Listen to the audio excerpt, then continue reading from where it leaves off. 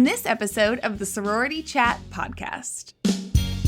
A lot of my clients are linked to sort of an experience, custom illustration, bringing in a brand story like a distillery, a museum, maybe it's a nonprofit. Gone are the days where we get just a coffee mug with our logo on it.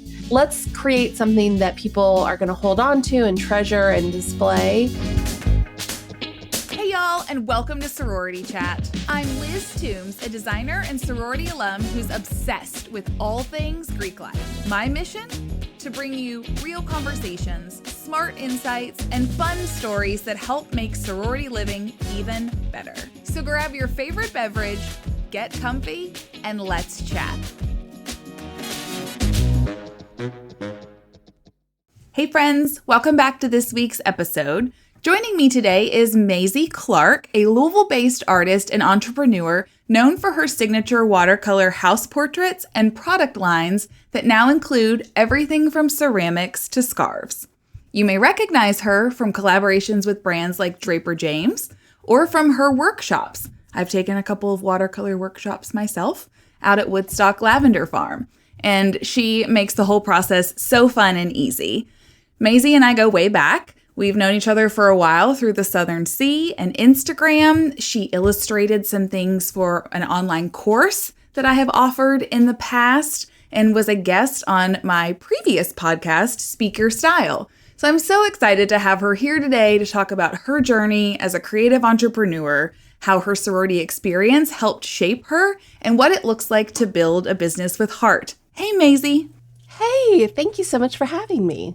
I'm thrilled to see you again. It's always nice to connect. I know it is. So you have expanded your products a lot since the last time that I talked with you. You know, you were doing mostly house portraits back in the day, and then now your artwork is showing up on a lot more products. So talk about that. Talk about how that came about and what that looks like for you.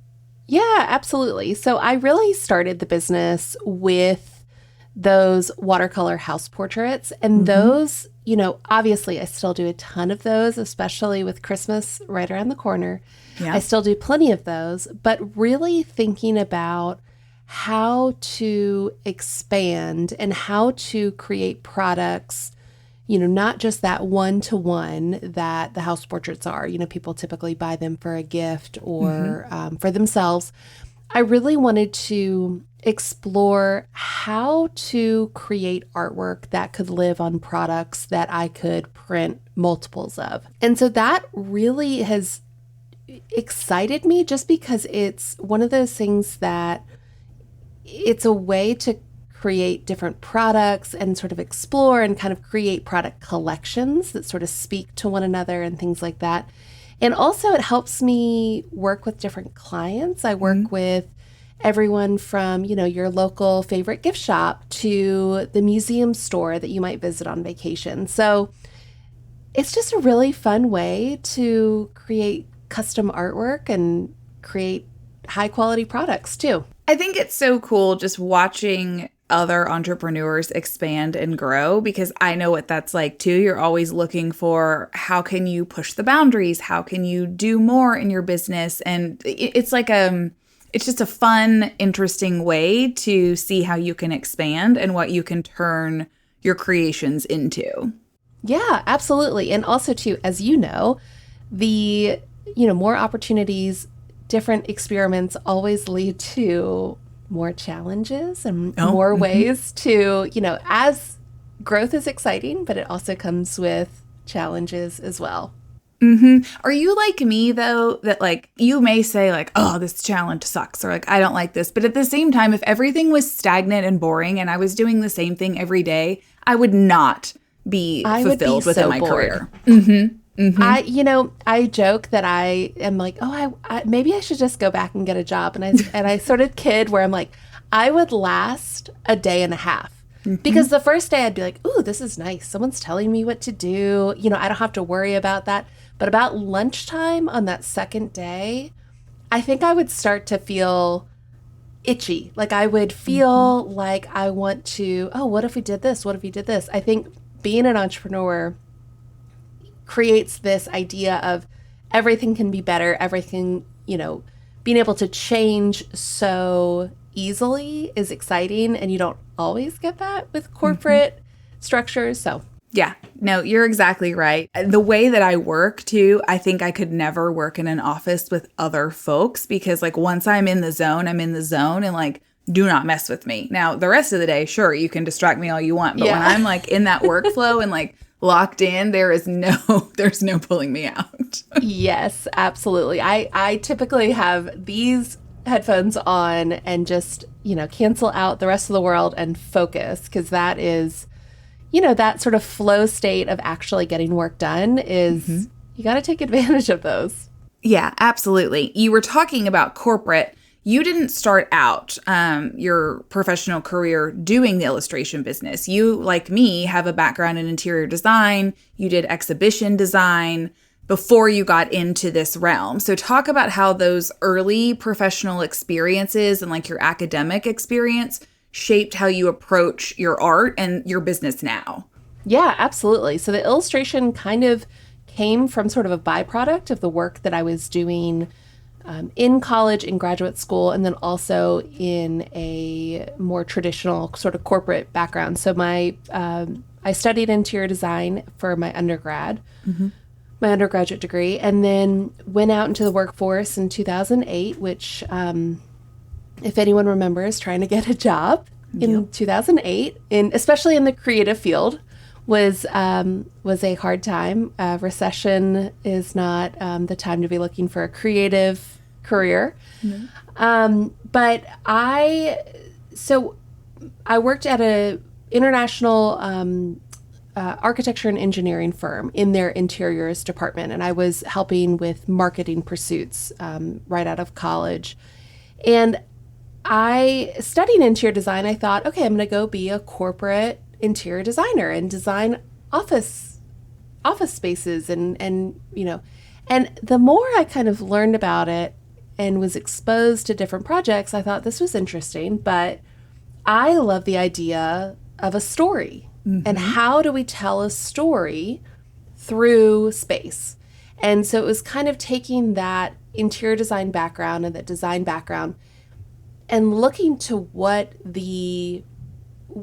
how do you infuse story? And one that was an easy sort of low-hanging fruit was museums. And I thought this would be so interesting to figure out how I can use my design skills to work with museums, especially on the exhibit side, and tell this story through space.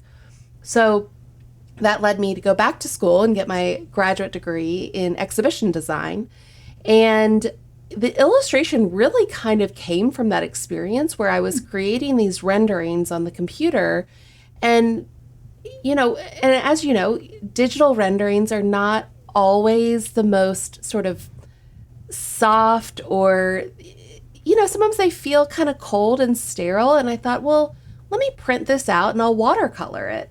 So I think from the combination of my creative career using watercolors and then also just kind of creating those watercolor house portraits, kind of all of that combined sort of helped me create the brand Maizie Clarke as we kind of know it today. So that's sort of like my background a little bit in a nutshell in terms of how my creative career with sort of that infusion of watercolor has sort of gotten me to where I am today. I think it's so cool. Everybody listening knows I love origin stories. So I'm always like, ooh, tell me how you get started and, how you got here. Because I think it's fascinating. I think we can learn so much from each other. And it's great too, like as we get older and you can look back and see how all of the steps along the way, both personally and professionally, culminate for you.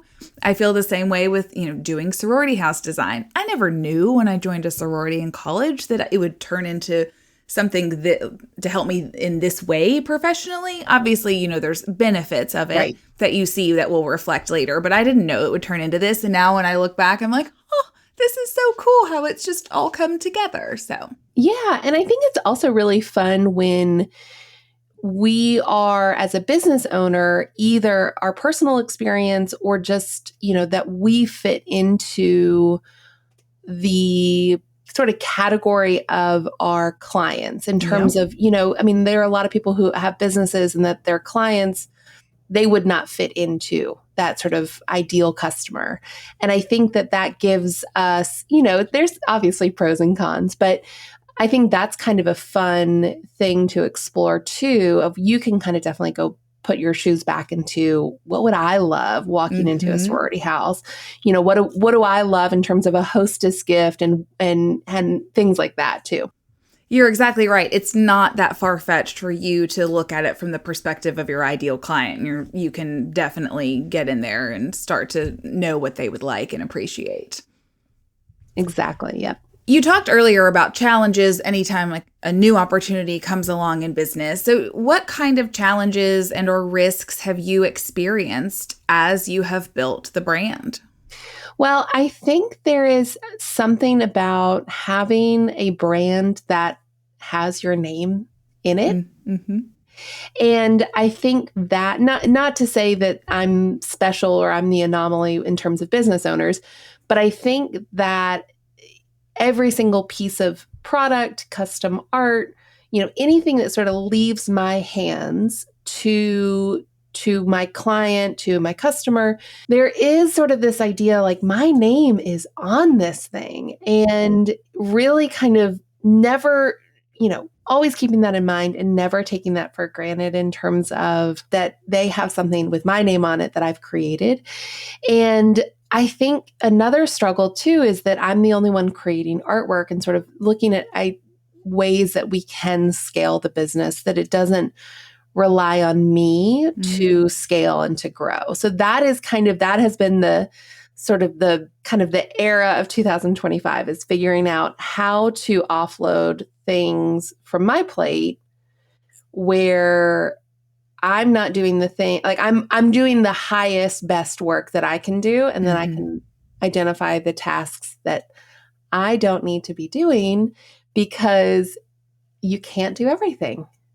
Right. You're exactly right. And I have gone through those transitions myself over the years, and it happens periodically, especially as you hit new thresholds of growth. And so as a new business owner, you do everything, right? You wear all the hats, you do everything because you're growing and trying to get your name out there. And then as things continue to expand, you do have to say, oh, okay, these are not my favorite things. Or to your point, this is not my best work. So how can I delegate that? Who can I bring on my team to help me and support me in that piece while I can focus on the other? The first thing I wanted to offload was accounting, because that's like my most hated task. Well, it's funny because I had a bookkeeper for a while, and she was great. But it was also one of those things where I felt like I needed to kind of take something back to really understand it before I gave it back. So yes, I totally agree. But I have found that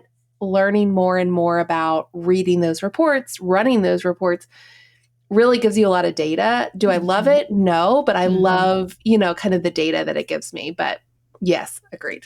No, that's fair. I do think it's responsible as a business owner to understand all facets. And if you had to take it back, you could. It just is you choosing how to use your time. Yes. And I actually tell folks that a lot, because it's pretty dangerous to hand off a section of your business and you have no idea how to manage it, because you're really putting all of that into someone else's hands. And if they go away and that does have to come back to you, you're pretty screwed. And so you have to have a level of understanding for sure. Totally. Yes. And also not knowing your numbers as a business owner can be, you think, top line revenue. And obviously this is a little bit, granular, but I mean, those things where you're like, oh, I've been making, my top line revenue is great. And then it's like, oh, we actually need to look at, 2 pages down and look at what your profit is. But that's really hard for creatives to do. That's not, most creatives don't get into their business because they want to run a business. They're doing it because they want to create and they want to put their art, whatever that looks like, out into the world. And then it's like, oh crap, like now I have to know this and I have to do this too. And so that's where you can have some mess ups, and you have to learn to avoid those pitfalls, I think. Oh, totally. And also too, I tell people when I interact with people in person, I say, if I didn't paint or if I didn't, watercolor and do all these designs, I would probably try to sell you something else, because I love the business part of it. I love the brainstorming. I love trying new things. I love all that stuff. Yes, but I obviously I got into this because I love creating joyful illustrations, but the business part of it has been a really fun thing to run in terms of, the business and kind of how everything works. I agree. And I would categorize that as sort of the defining line between a creative and an entrepreneur, right? Yeah. An entrepreneur enjoys the craft, but also creating, starting new businesses, expanding businesses, likes the business side. Maybe a creative just wants to do the work and doesn't love the business side as much. Exactly. Yeah, I totally agree. So I feel like I'm always wearing two hats, or trying to kind of balance, a foot in each world. Mm-hmm. Yeah, I know. It's a constant seesaw almost of, how much time am I putting into the business? How much time I'm putting into creating? What's my role? And, what else do I need to support me in that role? 100%. Do you feel like the loving the business side has been always something that you've been in tune with, or like it's in your nature? Or do you feel like that has come from, you talked about getting a master's, you had a bachelor's. So like, do you feel like the business interest came from like your collegiate experience, or has it always been with you? I think it's always been with me, but I think that as a little kid, I was selling little concessions at my brother's sporting events. And then in high school, I was making necklaces and selling them. But I think that in terms of kind of traits that I find valuable or have been helpful as an entrepreneur, I think that I am a joiner and volunteer by nature, in terms of, if there's a committee and people need a person, I'm raising my hand. And I've been that way for a long time. And I think that really in college and in graduate school, I think that really kind of blossomed for me in terms of kind of feeling a little bit more confident in myself, and also having new opportunities where I could volunteer and help out and things like that too. Yeah, we are similar in that way, like willing to step up, willing to volunteer and, do what's needed to be done. And so That's so funny that you were kind of doing sales as a young girl. I saw a need in the market. That's so funny. So speaking of needs in the market, then, you've talked about expanding and figuring out how you could put your artwork on things and make it reproducible. So how do you choose, okay, I want to go for this product and pursue this, and I want to collaborate with this company or brand? Like, what's your decision-making process in that? Yeah, that's a great question. I mean, there are a lot of considerations, and some of those are sort of chicken or the egg in terms of, sometimes the client, their market kind of dictates the product, and then vice versa. So I'll give you kind of an example. So a lot of my clients are linked to sort of an experience. And so think about, you go on a wonderful museum visit, and the last stop on that visit is typically the gift store. Mm-hmm. Or you go on you come to Kentucky and you go on a distillery tour and tasting, and then you leave through the gift shop and want to have sort of that memento to help you remember a day well spent, at those different places. So a lot of times, if we're thinking about sort of that experience-based retail client, a lot of those visitors are traveling. They might be traveling via plane. So we're thinking about products that they can easily put in a suitcase. It's still high quality, but, maybe they're not going to pick up a huge ceramic platter that then they're like, oh, I hope this doesn't break on the air, on the airplane.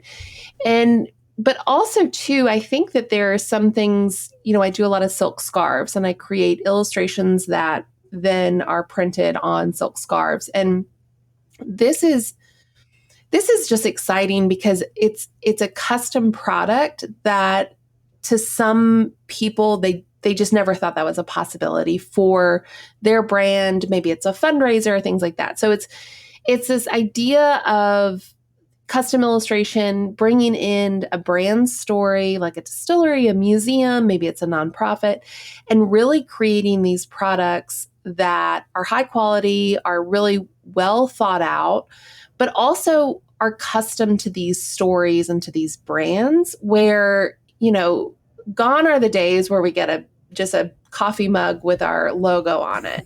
I mean, and it's but let's create something that people are going to hold on to and treasure and display.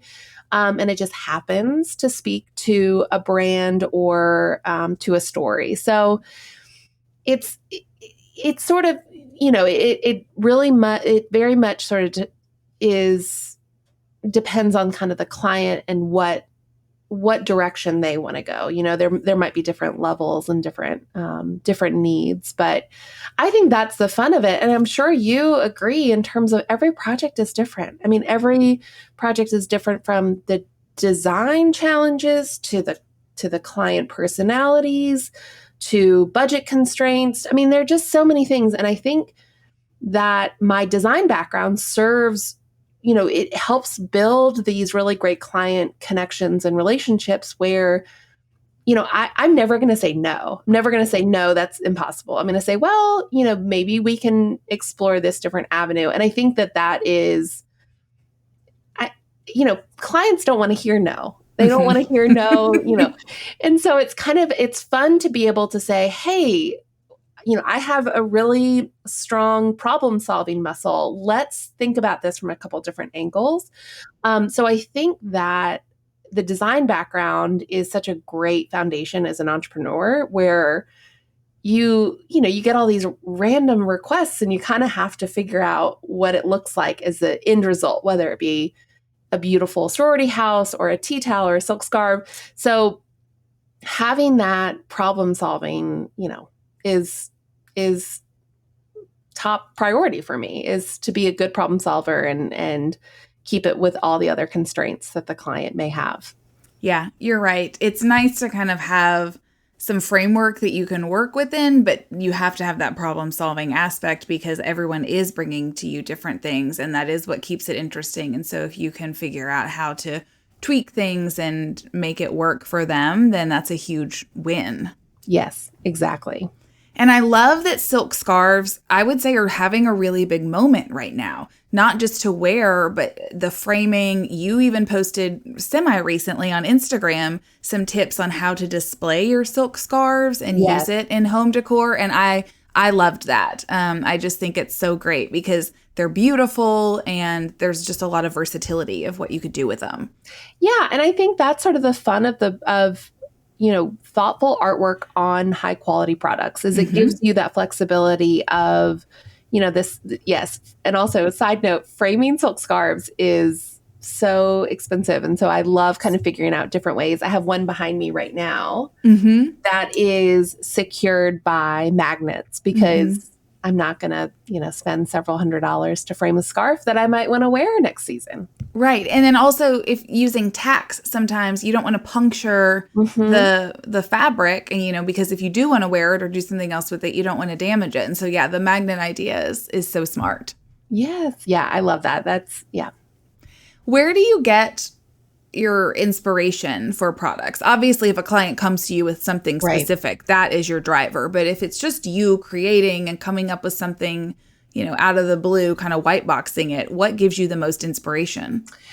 I have always believed this when I was back in the sort of more traditional design field, is really looking for inspiration in not only your own field, like seeing what trends are, but looking at different types of design. And so what I mean is, what's happening in the fashion world, what's happening in, textiles, what's happening in contemporary art, what's thinking about, that batch of, kind of where you get inspiration should be wide.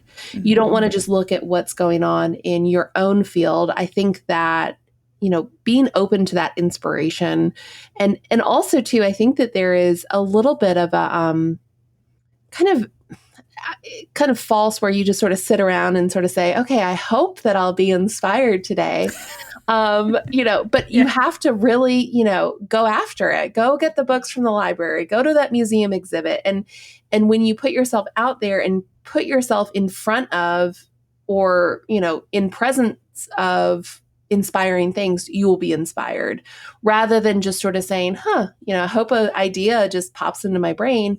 That doesn't work. It's work to be inspired. And when you have kind of a framework, and like I love going to the library. I love just kind of looking through different books.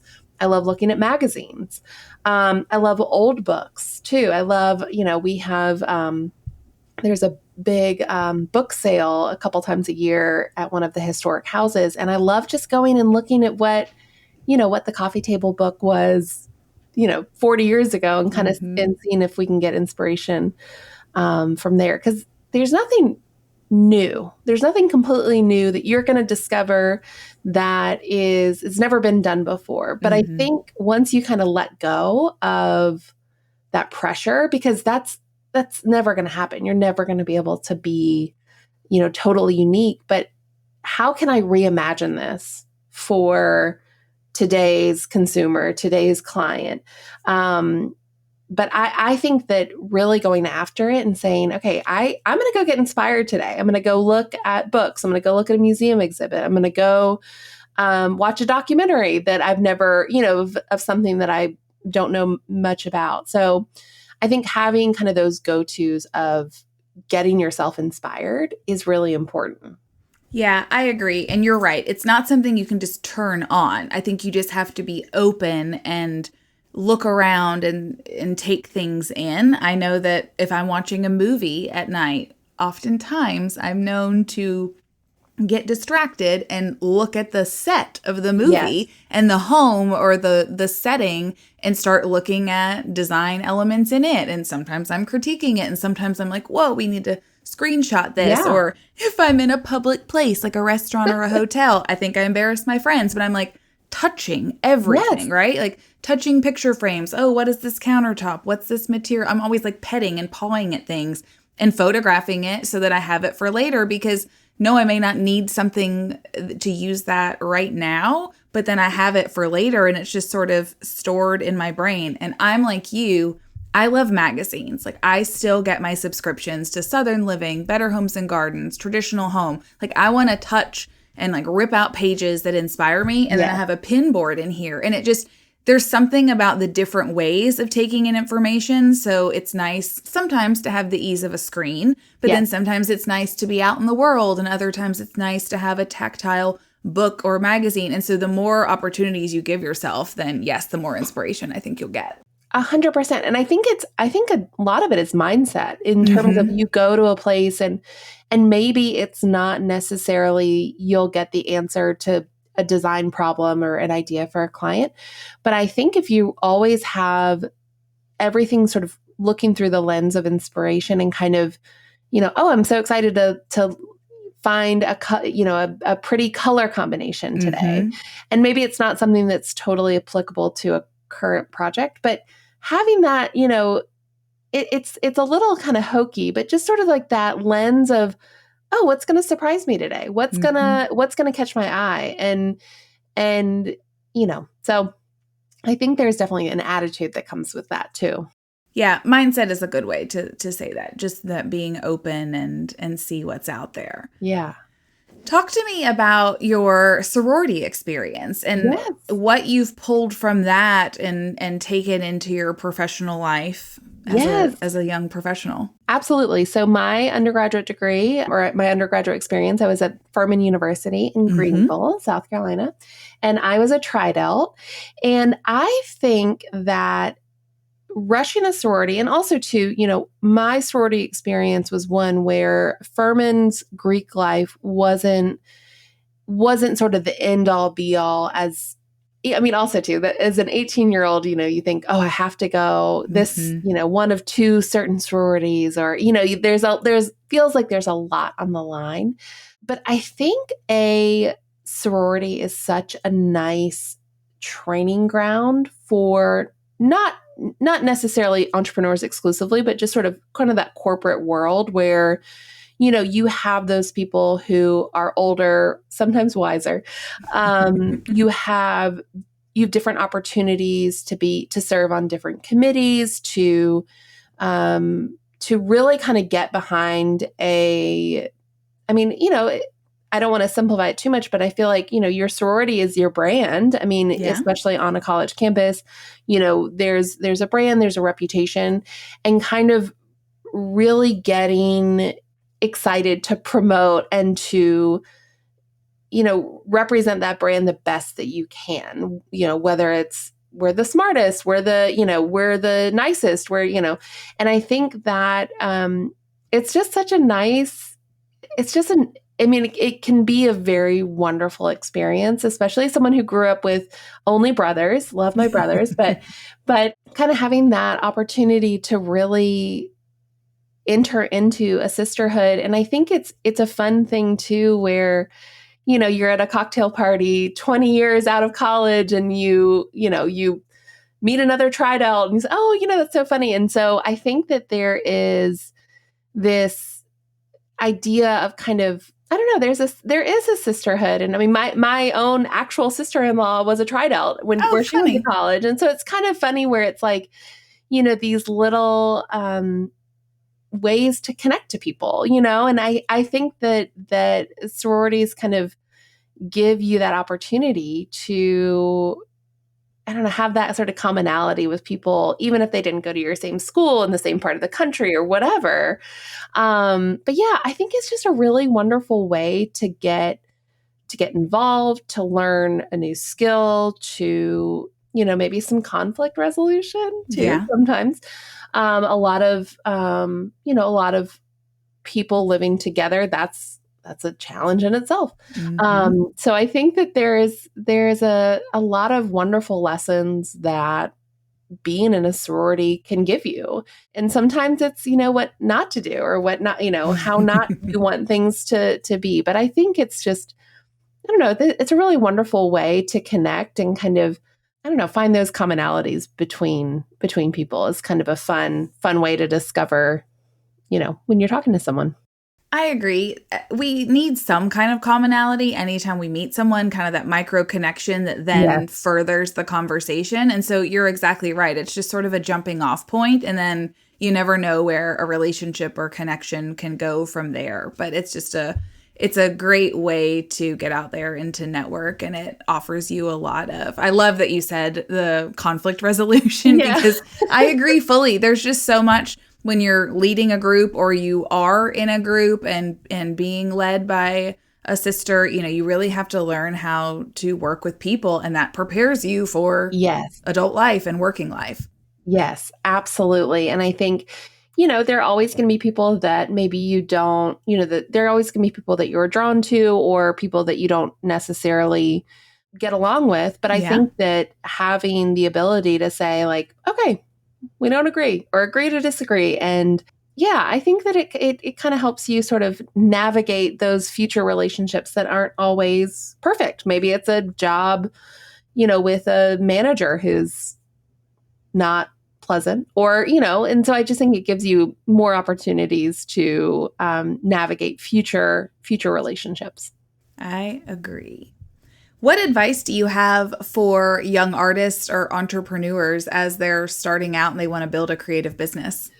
I think that working in a corporate setting is a really valuable tool in terms of how you would structure a future endeavor, whether or not that's a freelance business or it's a full-blown brand.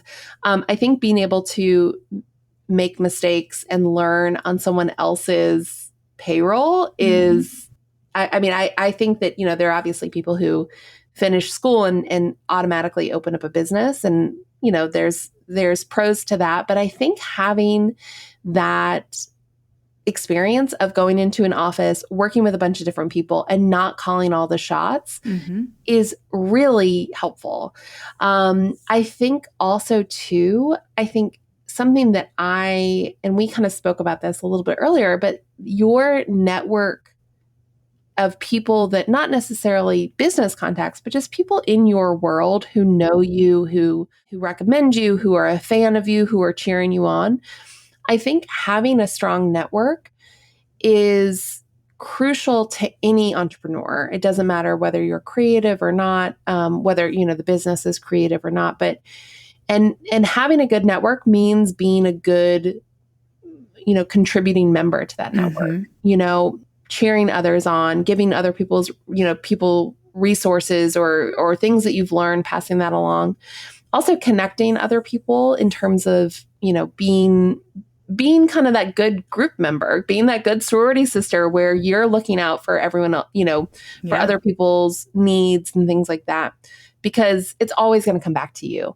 It might not come back from that person, but I think having that spirit of connectivity and sort of generosity of resources, connections, things like that. So, I hear a lot of people say, oh, build your network, but the way that I would suggest doing it is being a really good person in other people's network, being the person that has, whatever, if Liz recommends someone, I know that for sure that person's going to deliver, or, having a buddy to go to networking event, things like that. And I think a network is great for when you want to hire someone, if you want to change jobs or whatever. So I think, being a good part of a network is only going to be beneficial. So, yeah, I agree. We're very like-minded in that. Networking is how I have built my business. It is very much how I view this podcast, is connecting with my network and promoting them and just getting re-engaged, because everyone is kind of spread nationally. And so there's not that, let's go to lunch, or, we're going to be at this networking event for the chamber together. It's just a way to connect. And I also agree with your advice on working for someone else when you first get out, because you don't know what you don't know about running a business, and it can get overwhelming. And so if you get out there and start to learn and get experience, there's so much that you don't even realize you're absorbing that becomes beneficial down the road. Like, I worked for 2 small businesses before I started my own. It equated to 4 years in the workforce. So it wasn't a long time, but I really did learn a lot. And then I can even point back to being a teenager working in retail for brands like Gap and Claire's. I learned a lot there too, because they're very different types of businesses. And so you can use all of that experience to shape when you are forming your own company. Oh, 100%. Like, my first job right out of college, I was in the marketing department for the interiors department, for, interior design. And looking back, learning how to write a proposal, write marketing materials. I mean, that is, building a brand and marketing are one and the same. And I was able to learn, the best practices, what not to do, like all of these things for an international firm.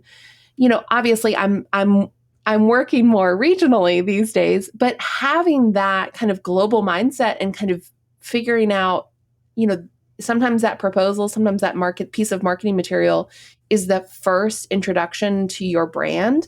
So make it the best you can, and so I am a 100% in favor of never thinking a job or an experience is wasted time. I think that if you think something is a wasted time, then you haven't kind of considered it enough. I mean, it could be something where it's like, I'm never, ever gonna, do this type of work ever again. That is so valuable. You've shortened that, decision-making by saying, okay, I'm never gonna, do projects on, the moon or what, I'm kind of making a joke, but, you are learning so much. And it's kind of like the mindset of inspiration. Like, if you go in and say, okay, if you're in a job you don't like, or if you're, what can I get from this in terms of a learning experience, that rather than just say, this stinks, like, I hate this. Yeah, you could hate it, but there's always something to value.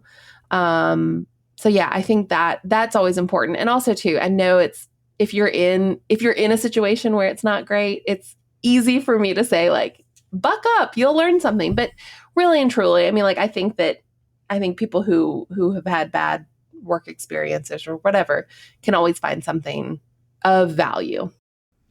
I agree. Very sage advice. Thank you. Maizie, if people want to connect with you, what's the best way for them to get in contact? Yeah, absolutely. It'll be on my website, MaizieClarke.com. And then I'm also on Instagram most times. And that my handle there is @Maizie Clarke. And I would love to connect with you. Awesome. That's great. We'll put all of that in the show notes as well. And I really appreciate you coming on, Maizie. As always, it was lovely to chat. Oh, thank you so much for having me.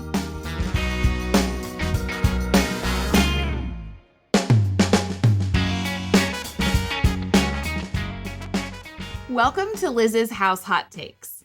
This is where I take the lessons I've learned over the last 16 years of designing Greek houses and offer you my pro tips. Here's today's house hot take. Don't ignore the stairwell. It's a design opportunity. Stairwells in sorority houses are some of the most used and most seen spaces, but they're usually an afterthought when it comes to design. So let's change that. Add a runner for safety and style, hang a curated gallery wall that tells your chapter's story, and install a statement light fixture or wall sconces to elevate the whole vibe. It's a pass-through, but it doesn't mean it can't be a moment. Thanks for listening to another House Hot Take. For more inspiration, check out the PDR Interiors Instagram or TikTok. I'm Liz Toombs, and this is the Sorority Chat podcast. Catch you next time.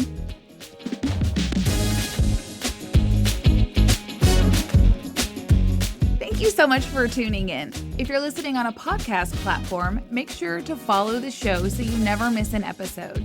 And if you got something out of today's conversation, we'd love for you to leave us a 5-star review. It helps us reach more listeners just like you. If you're watching on YouTube, be sure to check out this video right here or this one over here. And don't forget to like and subscribe. It really helps us out. On that note, I'm Liz Toombs with Sorority Chat, and I'll see you on the next one. This podcast is produced by Collier Landry for Don't Touch My Radio. Copyright Liz Toombs.